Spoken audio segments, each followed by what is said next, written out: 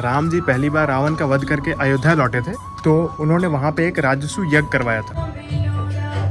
ओहो, क्या गाना है। मतलब छठ के जो गाने होते हैं, मतलब कितना सुंदर उसको लिखा जाता है। इसके लिए पहले चूल्हा का पूजा किया जाता है। धूप है ना, तो मैंने ये छतरी भी ले ली है ताकि मैं ऐसे लगाकर बैठ जाऊं।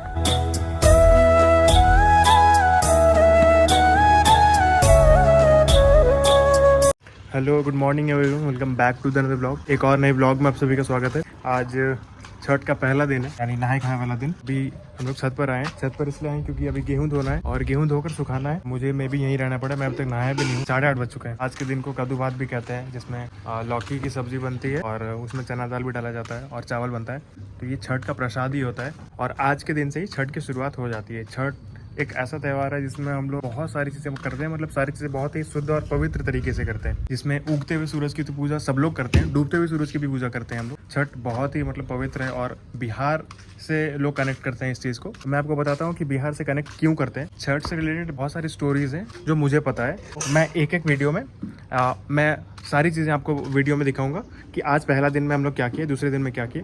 तो हर एक दिन के वीडियो में मैं एक स्टोरी आपको बताऊंगा जो मुझे पता है। तो अगर कुछ गलत हो जाए तो सही वाला पार्ट आप कमेंट्स में बता दीजिएगा। और अगर मैं कुछ गलत बोल दूं तो उसके लिए सॉरी। जो स्टोरीज मुझे पता है उनमें से पहली स्टोरी ये है जो सीता माता से रिलेटेड है। आप लोगों ने भी कहीं ना कहीं सुनी होगी। स्टोरी वाल्मीकि रामायण में लिखी गई है कि जब राम जी पहली बार रावण का वध करके अयोध्या लौटे थे, तो उन्होंने वहां पे एक राजसू यज्ञ करवाया था। तो यज्ञ के दौरान ऋषि मुकदल ने राम जी को और सीता माता को छठ पर्व के बारे में बताया था। इसे जानने के बाद राम जी और सीता माता ने यह तय किया था कि वो लोग भी छठ करेंगे पहली बार। तो सबसे पहली बार बिहार के मुंगेर जिले में गंगा नदी बहती है, उसके किनारे सीता माता ने छठ किया था और 6 दिन तक उन्होंने उपवास किया था और फास्टिंग रखा था। और ये पूरा छठ का त्यौहार जब तक खत्म नहीं हो गया तब तक उन्होंने अपना उपवास नहीं तोड़ा था। तो ये इसलिए भी बहुत पवित्र है कि मतलब किसी भी त्यौहार में हम लोग उपवास तो करते ही है, फास्टिंग तो करते ही है, लेकिन लगातार इतने लंबे टाइम के लिए, मतलब जो भी लोग छठ करते हैं वो 2 से 3 दिनों के लिए पानी का एक बूंद भी नहीं लेते अपने मुंह में। ये स्टोरी छठ से रिलेटेड जो मुझे पता थी वो यही वाली थी। दूसरी वाली स्टोरी नेक्स्ट वीडियो में आएगी। तो अभी आज का दिन पूरा हम लोग क्या क्या करने वाले हैं वो सब कुछ दिखाते हैं। पहले तो मुझे जाके नहाना है। अभी हम लोग गेहूं धोने के लिए छत पर आए और थोड़ी देर के बाद मैं जाऊंगा नहाने के लिए। बाकी चीज़ों को भी इस वीडियो में अच्छे से दिखाऊंगा। तो वीडियो को पूरा देखिए, बहुत मजा आने वाला है। और हर दिन एक एक वीडियो आएगी। वीडियो से आपको पता लगेगा कि छठ में कौन कौन सी चीज़ें होती हैं और मे भी आपको पता भी हो छठ में अपने घर में क्या करते हैं वो आपको दिखाते हैं। और आप भी अपने अपने घरों की चीज़ कमेंट में बता सकते हैं कि आपने ये चीज़ ऐसी की थी। ठीक है, तो फटाफट चलते हैं पहले फिलहाल नीचे और नहाते हैं और फिर ऊपर आते हैं। त्यौहार वाले टाइम में मेरी हालत थोड़ी मजदूर वाली हो जाती है क्योंकि घर के छोटे बेटे होते ही मजदूर। बस उनको नॉर्मल डेज में थोड़ा सा स्पेशल फील करवाया जाता है, बाकी त्यौहार वाले टाइम में वो उनको एकदम मजदूर वाला टैग एकदम यहाँ सर पे लगा दिया जाता है। नहाने के बाद मुझे अपने कपड़े भी खुद ही देखने हैं कहाँ रखे हुए। नॉर्मल डेज में मैं अपने कपड़े खुद ही देखता हूँ, लेकिन धुलने के बाद वो कहाँ कहाँ रख दिए जाते हैं फिर मिलता नहीं है, तो थोड़ी प्रॉब्लम होती है। वीडियोज एडिट करने हैं और कुछ कुछ शॉर्ट्स के भी क्लिप्स लेने हैं, फिर उन्हें एडिट करना है, उन्हें अपलोड करना है। ओहो, क्या गाना है। मतलब छठ के जो गाने होते हैं, मतलब कितना सुंदर उसको लिखा जाता है, कितने साफ और पवित्र मन से उसे लिखा जाता होगा, गाया जाता होगा, कंपोज किया जाता होगा। मैथिली लैंग्वेज कहते हैं शायद या बिहारी कहते हैं, पता नहीं, कमेंट्स में बताइएगा आप। ओह, क्या गाना है, क्या गाना है। मतलब आप सुनिए, खुद सुनिए आपकी मतलब क्या बोल है इसके। सब लोग नहा चुके हैं, मैं नहीं नहाया हूँ अभी तक। पता है क्यों? क्योंकि मुझे ही सारे क्लिप्स लेना है। आज आपको पता है सैटरडे, मैं सारे सैटरडेज में नहा कर मंदिर जाता हूँ पूजा करने के लिए। 10 बज चुका है, अभी तक नहाया नहीं हूँ मैं। क्यों? क्लिप्स के वजह से। वीडियो क्लिप्स एडिट नहीं कर पा रहा हूँ मैं, टाइम नहीं मिल रहा मुझे। मजदूरी भी मुझे ही करनी है, वीडियो क्लिप्स भी मुझे लेनी है, एडिट भी मुझे ही करना है। मतलब मेरा दिमाग मतलब पूरी तरीके से दिमाग का दही हो चुका है।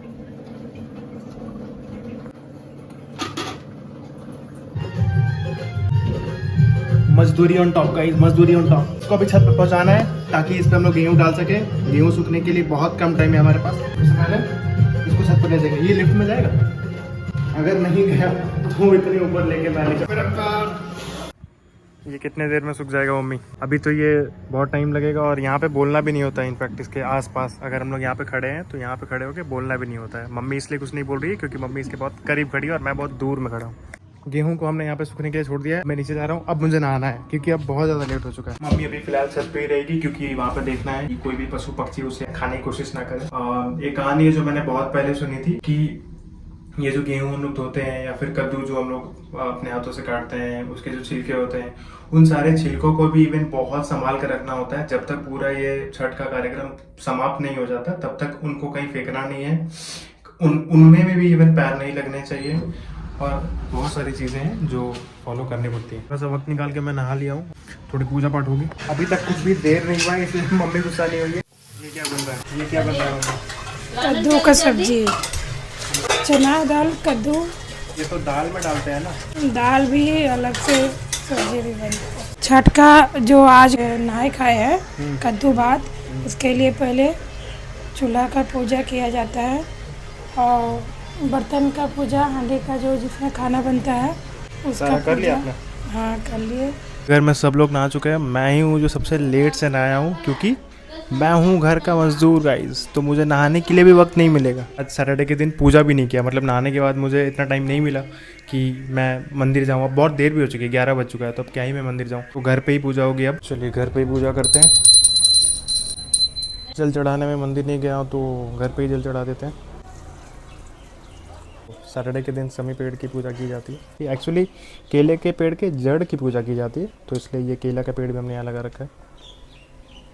और ये है तुलसी का पेड़, ये भी तुलसी का पेड़। पूजा पाठ का कार्यक्रम ओवर हो चुका है, अब प्रसाद का वक्त हो गया है और शायद सारी चीज़ें हो गई हैं रेडी। थोड़ी देर ही हुआ था कि मतलब मैं थोड़ा सा फ्री होकर बैठा था, वीडियो एडिट करना शुरू ही किया था मैंने कि घर वाले की नज़र मेरे पे पड़ गई कि ये फ्री कैसे बैठ सकता है, इसको कुछ काम दो इसके मुंह पे फेंक के। फाइनली मैं नहा धोकर वापस से आ चुका हूँ छत पे, और मम्मी यहाँ पर थी गेहूं का ध्यान रखने के लिए, तो मैंने मम्मी को नीचे भेज दिया क्योंकि अब खाना वाना सारा जो भी बनना था वो बन चुका है।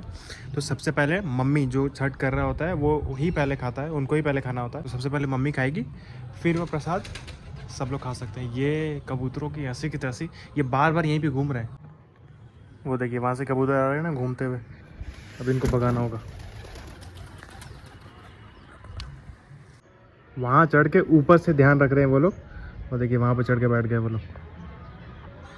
क्योंकि मम्मी नीचे से ले गई है तो ये सारा गेहूं का ध्यान मुझे ही रखना है, मेरे भरोसे पे छोड़ दिया गया है। बहुत सारी छोटी छोटी चीज़ों का ध्यान रखना पड़ता है, मतलब अगर बाई चांस ऐसा वैसा तो मैं यहाँ पे हूँ ये ध्यान रखने के लिए कुछ भी ना हो, लेकिन अगर ऐसा कुछ भी हो जाता है, मतलब कोई कबूतर जो इतने सारे यहाँ पे घूम रहे हैं वो अगर यहाँ पे बैठ के खा लें या फिर कुछ भी ऐसा हो जाए, कुछ भी गंदगी इसमें गिर जाए या फिर वो कबूतर ही आके वो एक दो दाना खा लें या कुछ भी हो जाए, तो जितने गेहूं यहाँ पे रखे हुए हैं सारे के सारे धोने पड़ेंगे फिर से और वापस से सुखाने पड़ेंगे। मुझे सबसे पहले तो मम्मी को बताना होगा ये चीज़। बहुत बार ऐसा बहुत सारी कहानियाँ मैंने ऐसे सुनी है कि ऐसा कुछ भी हुआ था और उन्होंने नहीं बताया कि ऐसा हुआ था। जो ये कबूतर के ऐसे की तैसे, इनको तो पीट के इनका ब्लॉग में लूँ मैं। ये देखिए दिख रहा है आपको पीछे बाउंड्री पे बैठे हुए, वो देखिए वहाँ पर। और ये गेहूं फिर पिसने के लिए जाता है ना, पिस कर आएगा, फिर इससे वो मेन प्रसाद वाला ठेकुआ बनता है, इसलिए इस चीज़ का शुद्ध होना बहुत ज़्यादा ज़रूरी है। धूप है ना, तो मैंने ये छतरी भी ले ली है ताकि मैं ऐसे लगा कर बैठ जाऊँ, ऐसे लगा के मैं बैठ सकूँ। स्केपरो बन चुका हूँ मैं गाइस, कबूतर भगा रहा हूँ मैं छत पे बैठ के। वो वाला दिख रहा है वो जिसपे वो ऊपर जहाँ पे वो टोकरी रखी हुई है, वही है हमारा छठ का वो तालाब। मैं आपको दिखाता हूँ। अच्छे से साफ़ करना होगा क्योंकि थोड़ी गंदगी है इसमें, यहाँ पे भी गंदगी है, यहाँ पे भी। पूरे तरीके से इसे साफ़ करना होगा, इसे साफ़ करना होगा और फिर इसमें पानी भरेंगे हम लोग साफ़ सफाई करके। और ना ये अभी ऐसे फ़ोटो वीडियोस में छोटा दिखता है पर ये बहुत ज़्यादा बड़ा है, मतलब हमारा जो वो मेन वाला टैंक है ऊपर, वाटर टैंक, अराउंड 2000 लीटर का है, और ये वाला जो है ये 1000 लीटर का है। मतलब सोचिए कि ऑलमोस्ट उसका हाफ है, बहुत ज़्यादा पानी आता है इसमें से। पूरी तरीके से भरने में भी बहुत ज़्यादा लंबा टाइम लगता है, अराउंड 3 से 4 घंटे। 2 कबूतरों ने बहुत ज़्यादा परेशान कर रखा है, मतलब बहुत ज़्यादा ही ज़िद्दी है वो। इस तरफ से घूम कर वहाँ पर बैठ रहे हैं, फिर वहाँ से उड़ कर यहाँ पर आ रहे हैं। अब फाइनली सारे गेहूँ सूख चुके हैं गाइस, और शाम भी हो चुकी है, 4 बजने वाले हैं। अब ये सारा गेहूँ उठाएंगे और इसे बोरे में भरकर नीचे ले जाएंगे, फिर इसे पिसने के लिए भी देना है। कबूतर मतलब आखिरी टाइम तक देख रहे हैं कि मुझे 4 दाने मिल जाए खाने के लिए। मैं इनके इतने करीब चला जा रहा हूँ, उसके बाद भी ये वहाँ से नहीं उठ रहे, मतलब लाइफ रिस्क लेने के लिए तैयार है ये लोग 4 दाने गेहूँ के लिए। मतलब हमें इनसे सीखनी चाहिए कि कितना अपना 100% दे रहे हैं ये, मतलब 4 दाने गेहूँ के लिए ये क्या नहीं कर रहा। मतलब अभी मेरे ऊपर यहाँ पे देखिए, यहाँ पे बैठे हुए हैं, घूम रहे हैं। वहाँ पे कहाँ गए वहाँ से? हाँ वो तो चले गए अभी पीछे भी। अगर गेहूं के दाने गिर गए हैं तो उन्हें भी उठाना होता है और उठा के यहाँ पे उन्हें एक जगह इकट्ठा करना होता है। मैं दिखाता हूँ आपको हम लोग कहाँ पे रखे हुए हैं इसको। ये देखिए यहाँ पे हमने इकट्ठे करके रखे हुए हैं। ना ही तो इस गेहूं को हमें बोरे में डालना है जिसमें पीसने के लिए देना है, जिसमें पीसने के लिए देने वाले हैं, और ना ही इसे फेंकना है। पूरा छठ का कार्यक्रम ख़त्म होने तक ये सारे गेहूँ के दाने जो नीचे गिरे हुए थे स्टोर करके एक जगह रखना है, फेंकना भी नहीं है और इन्हें कबूतरों को खाने भी नहीं देना है। मतलब आप सोच रहे हैं कि किस लेवल की पवित्रता मेंटेन करनी होती है। पूरे छठ में। मैं इसे भी इसमें डाल देता हूँ। नीचे आऊँ तब तक सब लोग खाना खा चुके हैं घर पे। अब मेरी बारी, मैं खाऊंगा और फिर ये गेहूँ लेकर मुझे जाना है पिसवाने के लिए भी। तो सबसे पहले खाना खाते हैं फटाफट और ये व्लॉग यहीं पे एंड करते हैं। डे 1 की वीडियो तो ओवर हो गई है। कल भी डे 2 की वीडियो आएगी और परसों डे 3 की वीडियो आएगी। तो छठ की सारी सीरीज आएगी। तो ये वीडियो आपको कैसे लगी कमेंट में जरूर बताएं। ये वीडियो अच्छी लगी तो लाइक करें, चैनल पर सब्सक्राइब करें। Thanks for watching, bye.